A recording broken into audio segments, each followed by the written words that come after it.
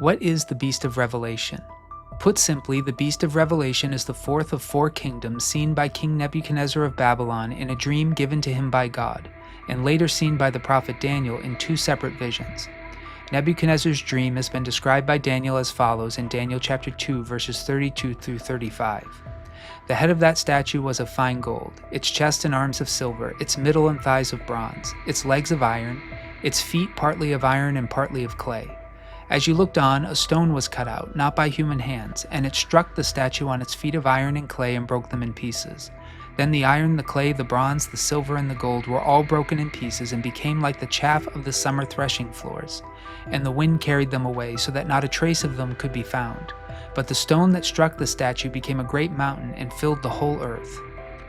By God's leading, Daniel interpreted this dream to signify four kingdoms. The head represented Babylon, the chest and arms of silver, the Medo-Persian Empire, the middle and thighs of bronze, the Greek Empire, and the legs of iron and feet partly of iron and clay, the Roman Empire. And of the stone that broke the statue, Daniel said the following in Daniel chapter 2, verse 44.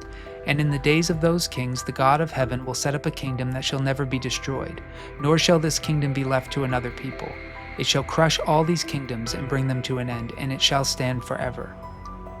Daniel would later see this fourth kingdom in a vision of his own. He described it in Daniel chapter 7 verse 7 as follows. After this I saw in the visions by night a fourth beast, terrifying and dreadful and exceedingly strong. It had great iron teeth and was devouring, breaking in pieces and stamping what was left with its feet.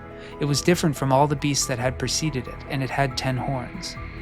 This fourth kingdom is the beast described in the book of Revelation, the kingdom that was in ascendance when Jesus came, and somehow will be in ascendance in a different form when he returns.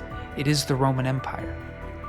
With that said, however, it's important to recognize that Nebuchadnezzar first saw all these disparate kingdoms as forming one statue.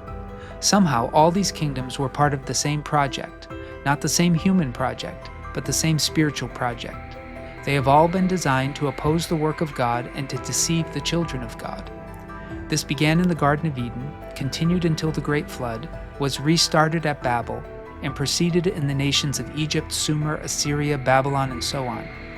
The spiritual beings worshipped as gods by the ancients have inspired all of the great superpowers of human history in an effort to oppose the work of God.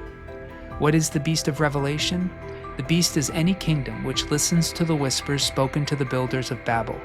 Come, let us build ourselves a city and a tower with its top in the heavens, and let us make a name for ourselves. We live in it still, in feet mixed with iron and clay, and have for generations.